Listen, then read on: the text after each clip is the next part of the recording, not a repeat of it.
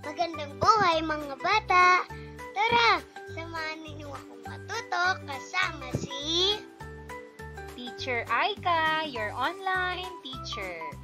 Please don't forget to subscribe, like, share, and hit the notification bell for more videos. Thank you! Revised K-12 Curriculum, GMRC, Grade 5. Quarter 2, Lesson 5. Ang ating aralin ngayong araw ay tungkol sa tungkulin ng pamilya sa pagpapatatag ng pananampalataya. Muli, ako si Teacher Aika, ang inyong online teacher. Simulan na natin. Mga kasanayan at layunin. Nakapagsasanay sa pananampalataya sa pamamagitan ng pakikilahok sa mga gawaing pangrelihiyon o paniniwalang kinabibilangan kasama ang pamilya.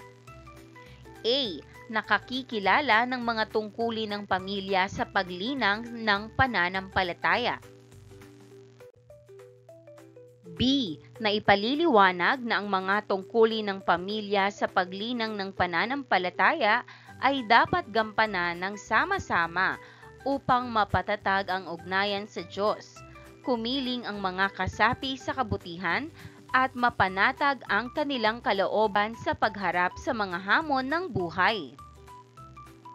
C. Nailalapat ang mga sariling paraan ng pagtupad sa tungkulin ng pamilya sa paglinang ng pananampalataya. Unang araw. Maikling balik-aral. A. Panuto, ayusin ang mga letra upang mabuo ang hinahanap na salita. Gamiting gabay sa pagsagot ang mga pagsasalarawang ibinibigay. Number 1. Siya o sila ay ang mga kapatid mong babae na nakatatanda sa iyo. Sagot, ate, ate. Number 2, siya o sila ay ang mga kapatid mong lalaki na nakatatanda sa iyo. Sagot, kuya, kuya. Number 3, siya ang itinuturing na ilaw ng tahanan. Sagot, nanay, nanay. Number 4, siya ang itinuturing na haligi ng tahanan. Sagot, tatay, tatay.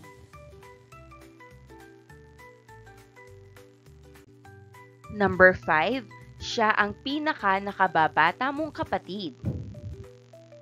Sagot, bunso, bunso. B. Panuto, basahin at unawain ang bawat pangungusap. Iguhit ang check kung ito ay nagsasaad ng kawastuhan at X naman kung hindi. Number 1. Ang pangunahing tungkulin ng magulang sa pamilya ay magbigay ng pagmamahal at proteksyon. Sagot, check. Number 2. Ang karaniwang tungkulin ng ina sa pamilya ay mag-aral ng mabuti sa eskwela. Sagot, mali. O X. Number 3. Dapat maging pasaway ang kapatid upang maging mabuting kasapi ng pamilya. Sagot, X. Number 4. Ang mga lolo at lola ay maaaring magbigay ng payo at gabay sa mga magulang at apo.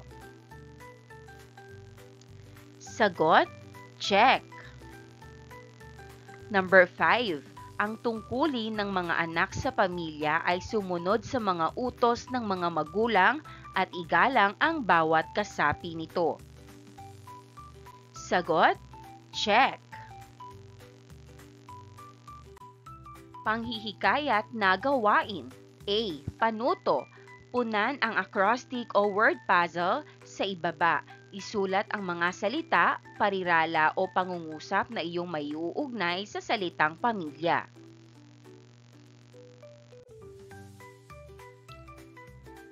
P A M I L Y A. Pamilya. Narito ang halimbawang acrostic poetry. P. Pagmamahalan sa isa't isa. A. Alaga at aruga ng magulang. M. Masayang samahan sa bahay. I. Ingatan at igalang ang bawat miyembro. L. Laging nagtutulungan. Y. Yumayakap kapag may problema. A. Aalaga ang parang kayamanan. Mga katanungan. Number 1. Paano mo mailalarawan ang gawain? Maaaring sagot. Ito ay isang gawain kung saan kailangan kong mag-isip ng mga salita o parirala na may kaugnayan sa pamilya at ilagay sa acrostic. Number 2. Ano-ano ang iyong mga naging batayan sa pagbibigay ng mga salita o pariralang may kinalaman sa salitang pamilya? Maaaring sagot, ang batayan ko ay mga karanasan sa bahay, pagmamahalan, pagtutulungan at pag-aaruga na madalas kong nakikita sa aming pamilya. Number 3. Gamit ang mga salita, parirala at pangungusap na iyong isinulat, anong isang kaisipan ang iyong natutunan tungkol sa pamilya? Halimbawang sagot, natutunan ko na ang pamilya ay mahalaga dahil dito natin nararanasan ang pagmamahal, pagtutulungan at pag-aaruga. B. Panuto. Awitin at suriin ang kanta sa ibaba sa tono ng Leron-Leron Sinta. Ang aming pamilya. Ang tono nito ay Leron-Leron Sinta, sabayan ng inyong guro sa pag-awit. Bigkasin natin. Ang aming pamilya, tunay na masaya. Mahal ko si nanay, mahal ko si tatay. Kaming magkapatid, puno ng pag-ibig. Sa Diyos nagmumula, pag-asa at tiwala. Mga katanungan. Number 1. Tungkol saan ang awitin na ating kinanta o binigkas? Maaring sagot, tungkol ito sa pagmamahalan, pagtutulungan at pananampalataya ng isang masayang pamilya. Number 2, alin sa mga linya ng awitin ang nakakuha ng iyong pansin? Bakit? Maaring sagot, sa Diyos nagmumula pag-asa at tiwala, kasi ipinapakita nito na mahalaga ang pananampalataya at Diyos ang pinagmumulan ng lakas ng pamilya. Number 3, bakit napakahalaga ng ating pamilya sa paghubog ng ating pananampalataya? Maaring sagot, mahalaga ang pamilya dahil sila ang unang nagtuturo sa atin ng tamang asal at pananampalataya. Sa bahay natin unang natututunan ang pagdarasal, pagiging mabuti at pagtitiwala sa Diyos. Paglinang sa kahalagahan sa pagkatuto sa aralin. Ang pamilya ang pinakamahalagang bahagi ng lipunan. Ang mga kasapi ng pamilya ang mga unang nakakasalamuha at nakakaimpluwensya sa bawat tao. Sa pamilya unang natututunan ang bawat pagpapahalaga na isinasabuhay ng bawat individual tulad ng pananampalataya. Malaki ang gampanin ng pamilya sa paghubog ng pananampalataya ng bawat miyembro nito sa pamamagitan ng pagiging halimbawa at pagbibigay ng gabay sa mga nakababatang miyembro. Higit na napapalalim ang pananampalataya ng bawat isa. Ilan sa mga tungkulin na dapat isakatuparan upang mapaunlad ang pananampalataya ng mga kasapi ng pamilya ay ang mga sumusunod. A. Pagsasagawa ng panalangin. Ang pamilya ay maaaring magtakda ng mga panahon para sa panalangin sa bahay. Ito ay magbibigay daan sa bawat miyembro ng pamilya na palakasin ang kanilang ugnayan sa Diyos. B. Pagtuturo ng mga aral ng pananampalataya. Ang mga magulang ay maaaring magbahagi ng kanilang kaalaman at pananampalataya sa kanilang mga anak sa pamamagitan ng pagtuturo ng mga banal na kasulatan, mga aral ng relihiyon at mga pang-araw-araw na pag-aaral ng pananampalataya. C. Pakikilahok sa mga panrelihiyong gawain. Ang pamilya ay maaaring maging aktibo sa kanilang relihiyosong komunidad sa pamamagitan ng pakikilahok sa mga serbisyo, pagtitipon at iba pang gawaing pangrelihiyon. Ito ay magbibigay daan sa mga miyembro ng pamilya na makaranas ng mas malalim na ugnayan sa kanilang pananampalataya. D. Pagpapakita ng pagmamahal at pag-unawa. Sa pamamagitan ng pagpapakita ng pagmamahal at pag-unawa sa isa't isa, ang pamilya ay nagbibigay ng isang mapagmahal at mapanagutang kapaligiran kung saan maaaring lumago at palakasin ang pananampalataya ng bawat isa. Sa pamamagitan ng mga gawain at halimbawa ng pamilya, ang mga miyembro nito ay maaaring magkaroon ng mas mataas na antas ng pagpapahalaga sa kanilang pananampalataya at mas malalim na ugnayan sa Diyos.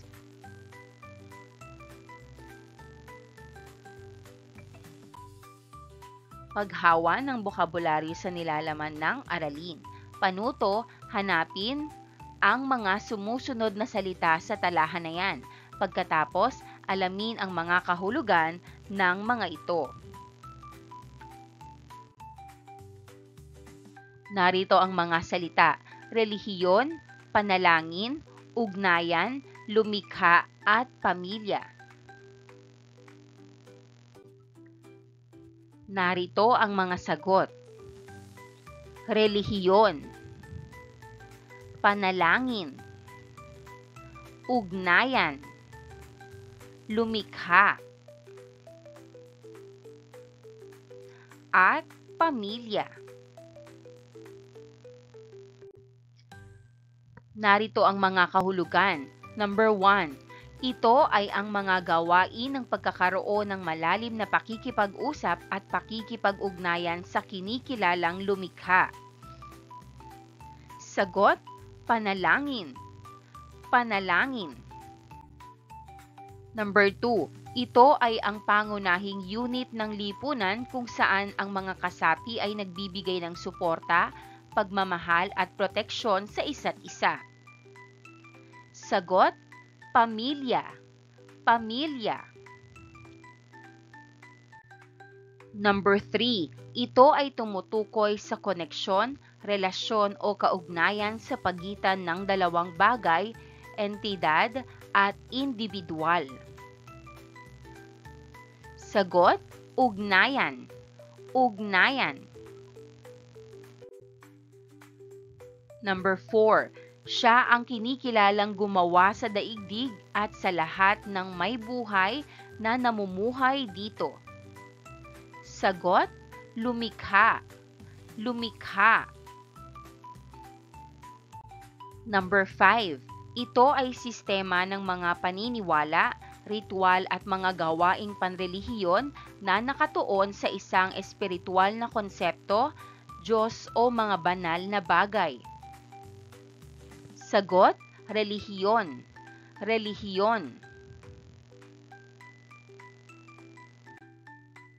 Kaugnay na paksa bilang isa, ang kahalagahan ng pamilya sa paghubog ng sariling pananampalataya. Ikalawang araw. Pagproseso ng pag-unawa. Panuto, i-decode ang sumusunod na mga salita upang mabuo ang isang kasabihan. Gamiting gabay ang katumbas na bilang ng bawat letra.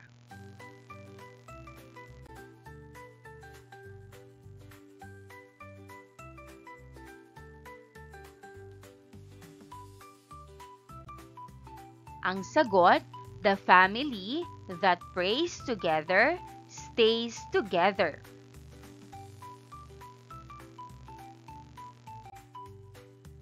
Ulitin natin. The family that prays together stays together.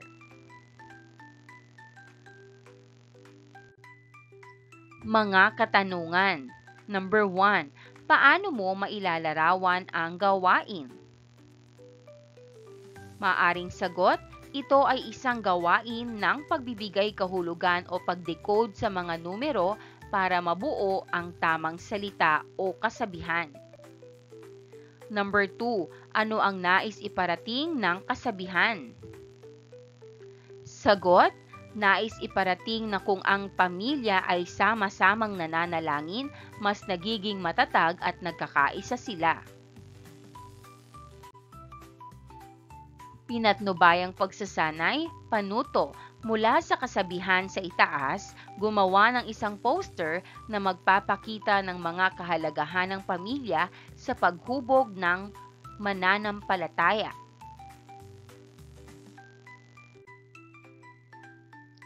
Narito ang rubrics. Paksa o tema, pagkamalikhain, kulay at paglalatag ng impormasyon. Kabuang puntos, 20. Paglalapat at pag-uugnay. Panuto, punan ang organizer sa ibaba upang mabuo ang kaisipan tungkol sa mga tungkulin ng bawat kasapi ng pamilya sa pananampalataya. Mga tungkulin ng magulang o tagapangalaga sa paghubog ng pananampalataya. Ang mga magulang o tagapangalaga ay may mahalagang tungkulin sa paghubog ng pananampalataya ng kanilang mga anak. Sila ang nagtuturo kung paano magdasal at magpasalamat sa Diyos. Sila rin ang nagiging mabuting halimbawa sa pamamagitan ng pagsisimba, pagtulong sa kapwa at pagpapakita ng mabuting asal. Mahalaga rin ang paggabay at pagsuporta nila sa mga gawaing panrelihiyon upang mapatatag ang pananampalataya ng buong pamilya. Mga tungkulin ng mga anak sa pananampalatayang itinuro sa kanila. Ang mga anak naman ay may tungkulin na sundin at isabuhay ang mga aral ng kanilang mga magulang tungkol sa pananampalataya. Dapat silang makinig, magdasal at sumamba kasama ng pamilya. Mahalaga ring igalang at sundin nila ang mga patakaran at tradisyon ng relihiyon ng kanilang pamilya. Sa pamamagitan nito, na isasabuhay nila ang mga mabubuting aral tulad ng pagiging matulungin, marunong magpasalamat at may paggalang sa Diyos at sa kapwa. Tandaan, ang pamilyang nagdarasal ng sama-sama ay namumuhay ng payapa at masaya. Ulitin natin, ang pamilyang nagdarasal ng sama-sama ay namumuhay ng payapa at masaya. Kaugnay na paksa bilang 2, mga epekto ng panalangin at pagsamba sa ugnayan ng pamilya.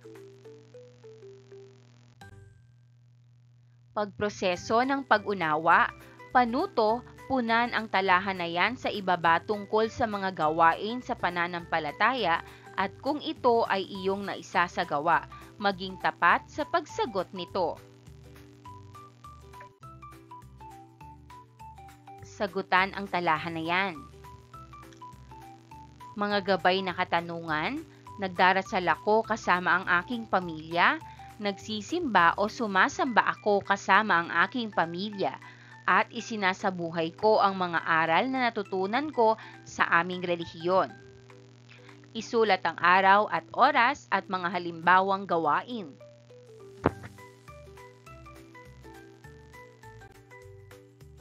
Pagproseso ng pag-unawa.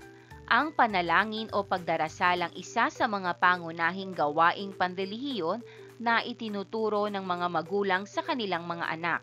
Ang panalangin ay itinuturing na pinakamabisang paraan ng pakikipag-ugnayan sa Diyos.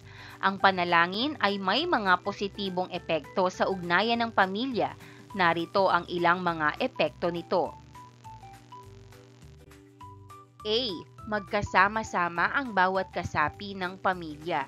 Ang pagdarasal bilang isang pamilya ay maaaring maging pagkakataon para sa mga miyembro ng pamilya na magkasama-sama at magkaroon ng panahon ng pag-uusap at pagtutulungan. Ito ay maaaring magpalakas ng samahan at pagkakaisa sa pamilya. B. Magkaroon ng tiwala sa isa't isa. Ang panalangin ay maaaring magdulot ng pagtitiwala sa isa't isa.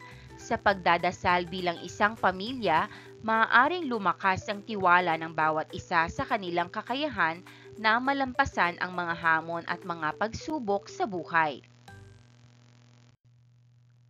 C. Pagkakaroon ng pagkakaisa. Ang panalangin ay maaaring magdulot ng pagkakaisa sa mga miyembro ng pamilya sa pamamagitan ng pagtutulungan at pagbibigay ng suporta sa bawat isa sa pag-abot ng mga pangarap at ambisyon. D. Magkaroon ng gabay sa pang-araw-araw na gawain. Ang panalangin ay maaaring magdulot ng pagkakaroon ng patnubay mula sa isang mataas na kapangyarihan na maaaring maging gabay sa mga miyembro ng pamilya sa kanilang mga desisyon at hakbang sa buhay.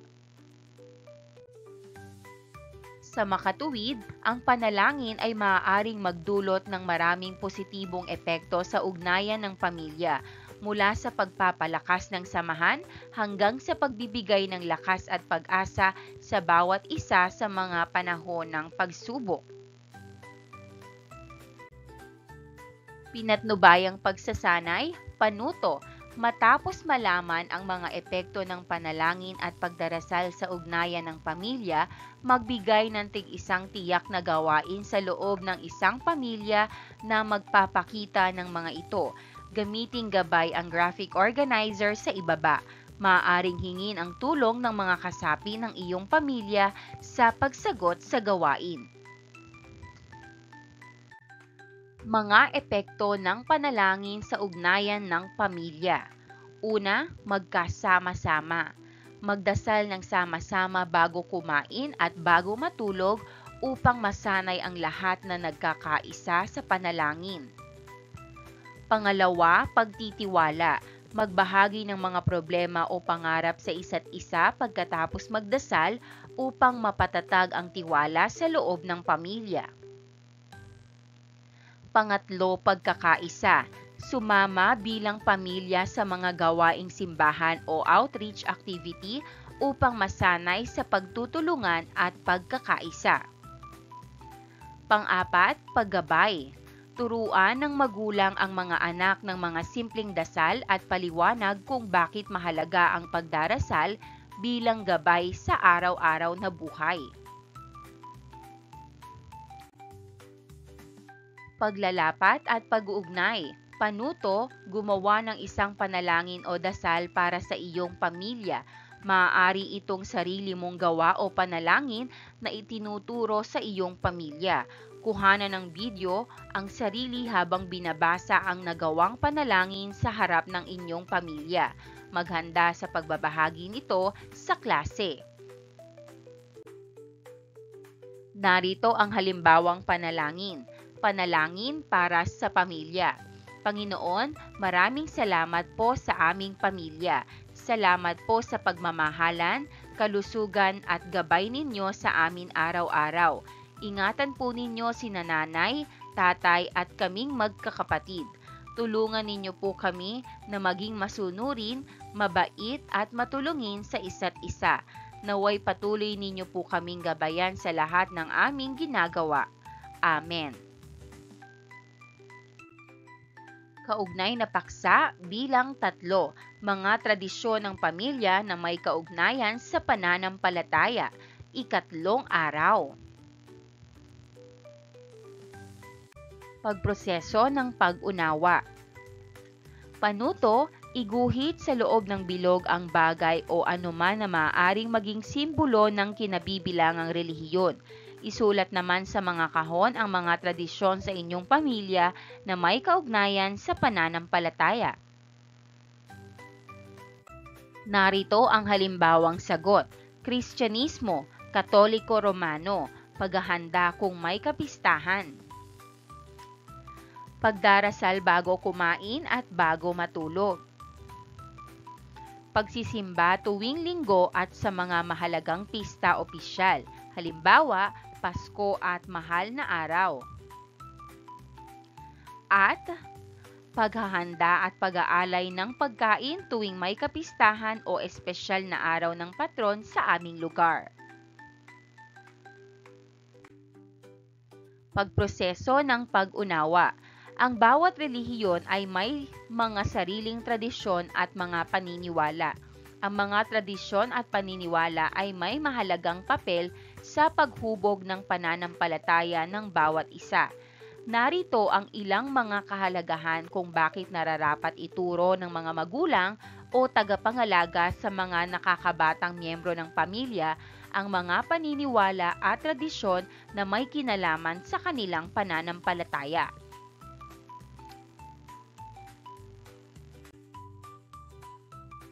Una, bilang mapagkakakilanlan. Mga tradisyon at paniniwala ay nagbibigay ng pagkakakilanlan at ugnayan sa isang pangkat ng mga tao. Ito ang naglalayong magbigay ng kahulugan sa kanilang pagiging bahagi ng isang kultura o relihiyon. Pangalawa, maipasa sa susunod na henerasyon. Ang mga tradisyon ay naglalaman ng mga kaalaman at aral na naipasa mula sa henerasyon hanggang henerasyon. Ito ay nagpapalakas sa mga pagpapahalaga at prinsipyo na nagpapatibay sa samahan ng pamilya at komunidad. Pangatlo, pagpapanatili ng kapanatagan.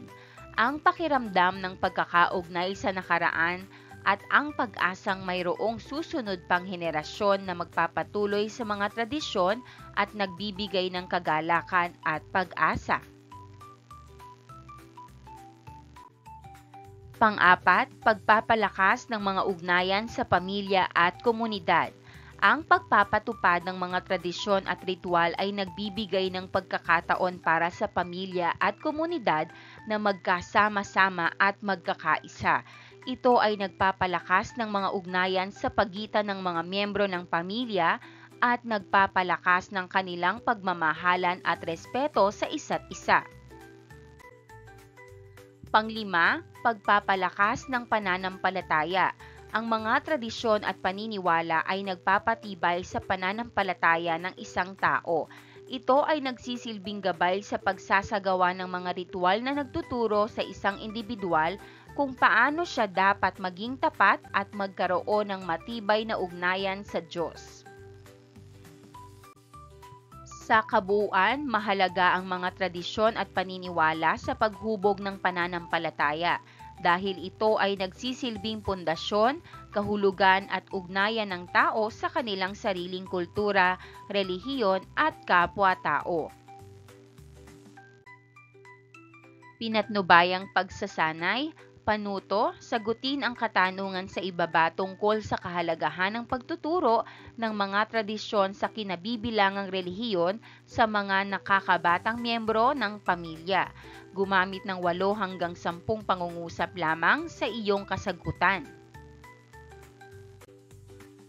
Tanong, bakit mahalagang maituro sa mga anak ang mga tradisyon ng pamilya na may kaugnayan sa pananampalataya? Mahalagang maituro sa mga anak ang mga tradisyon ng pamilya na may kaugnayan sa pananampalataya dahil dito nila nakikilala ang kanilang pinagmulan at paniniwala. Natutulungan silang maging responsable at may respeto sa kanilang relihiyon. Kapag bata pa sila natututo, mas madali nilang naiintindihan ang kahalagahan ng pagdarasal at pagsunod sa mga aral ng Diyos.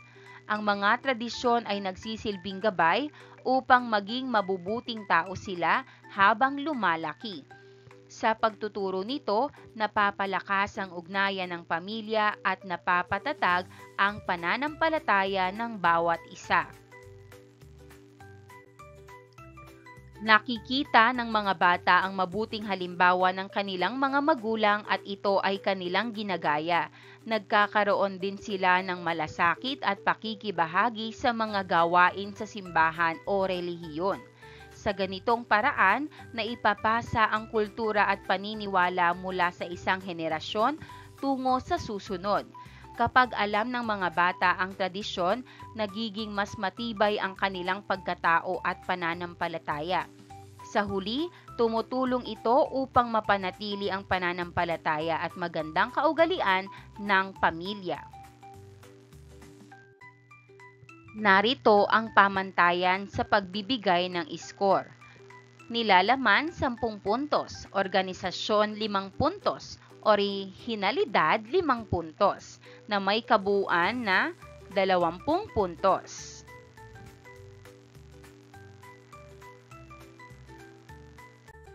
Paglalapat at pag-uugnay. Panuto, pumili ng isang tradisyon ng pamilya na may kinalaman sa pananampalataya. Gumawa ng isang comic strip na magpapakita nito. Humanda sa pagbabahagi nito sa klase.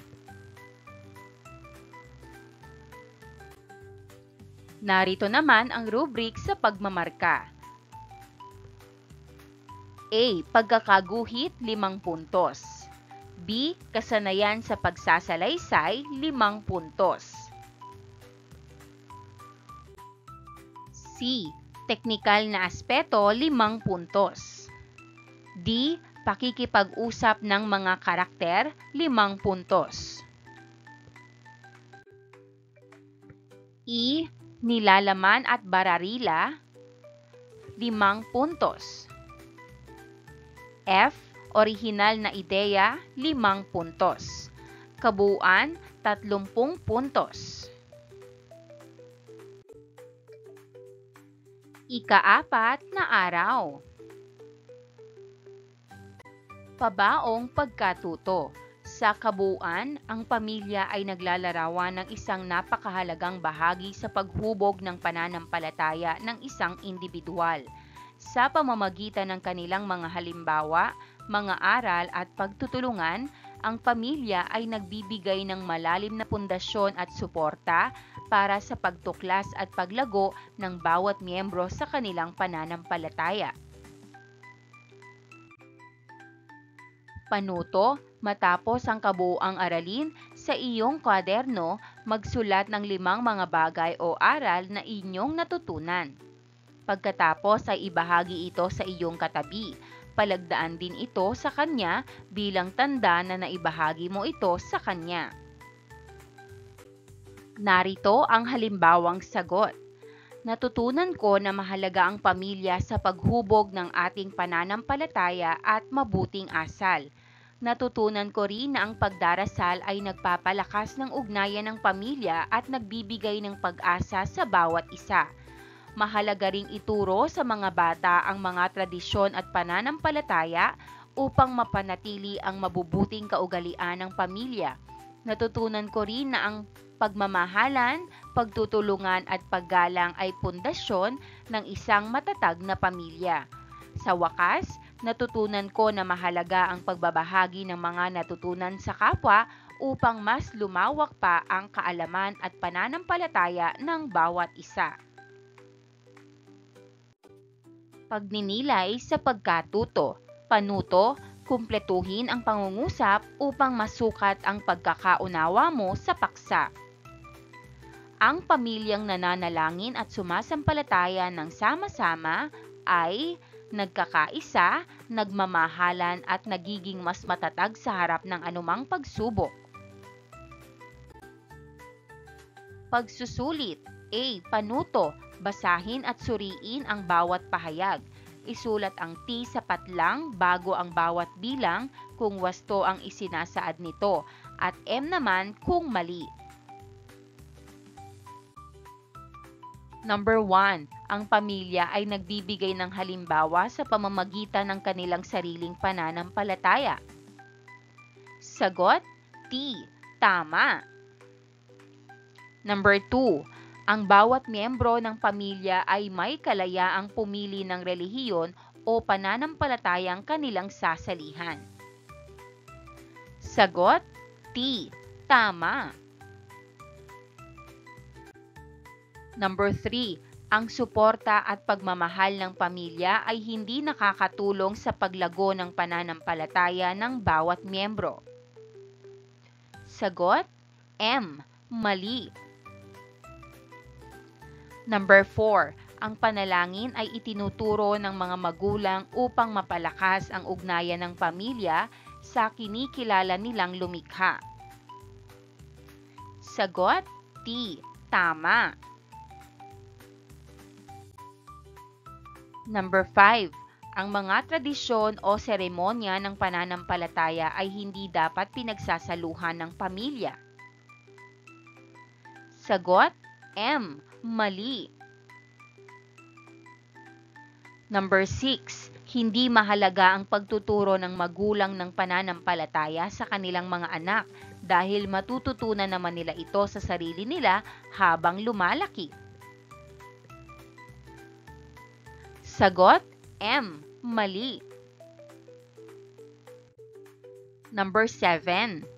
Ang pagturo sa mga bata ng mga aral at kwento mula sa banal na aklat ay isa sa mga paraan upang palakasin ang kanilang pananampalataya. Sagot, T. Tama. Number 8. Ang kabutihan at pagmamahalan ang pangunahing layunin na nais ituro sa pananampalataya. Sagot, T. Tama.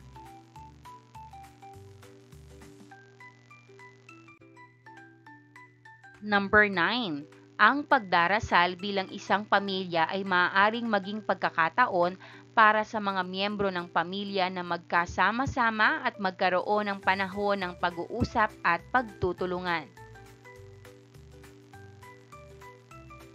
Ang sagot, T. Tama. Number 10. Ang panalangin ay ginagawa lamang kung may mga bagay na nais hilingin o makamit. Ang sagot, M. Mali.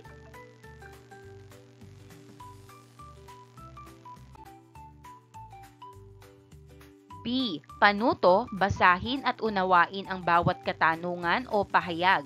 Bilugan ang letra ng tamang sagot. Number 1. Ano ang unang paaralan ng isang individual sa paghubog ng kanyang pananampalataya?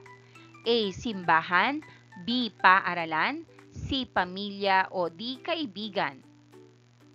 Sagot, C. Pamilya. Number 2. Alin sa mga sumusunod ang unang dapat maging mabuting halimbawa o modelo ng isang bata tungkol sa kahalagahan ng pananampalataya? A. Pamilya, B. Telebisyon, C. Kaibigan o D. Social media? Sagot, A. Pamilya. Number 3. Anong gawain ang nagbibigay ng pagkakataon sa pamilya na magkasama-sama at magdarasal? A. Pagluluto ng hapunan, B. Paglalakad sa park, C. Pagdarasal bilang isang pamilya o D. Panonood ng TV? Sagot, C.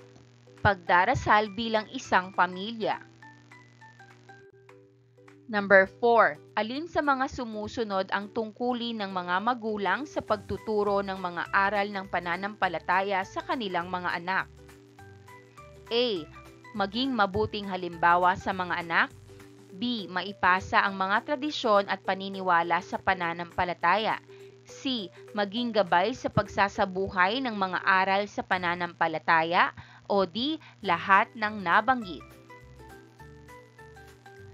Sagot, D. Lahat ng nabanggit.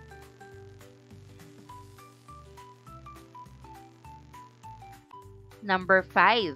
Bakit mahalaga ang suporta at pagmamahal ng pamilya sa paglago ng pananampalataya? A. Hindi ito mahalaga. B. Dahil nagbibigay ito ng lakas at pag-asa sa bawat miyembro. C. Dahil nagtuturo ito ng pagiging makasarili.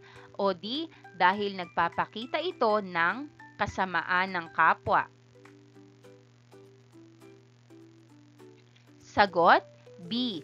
Dahil nagbibigay ito ng lakas at pag-asa sa bawat miyembro. Gawaing pantahanan. Panuto, panoodin at unawain ang video sa ibaba. Isulat sa iyong kwaderno ang aral na nais nitong ipabatid sa mga manonood.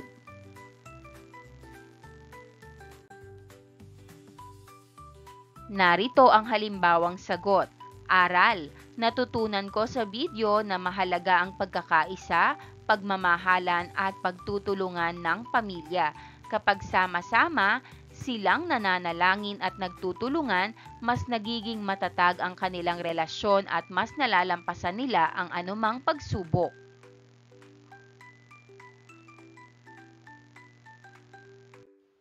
Maraming salamat sa panonood! Huwag kalimutang i-like at mag-subscribe para sa higit pang educational content. I-click ang bell icon para ma-update ka sa ating mga bagong video. Salamat!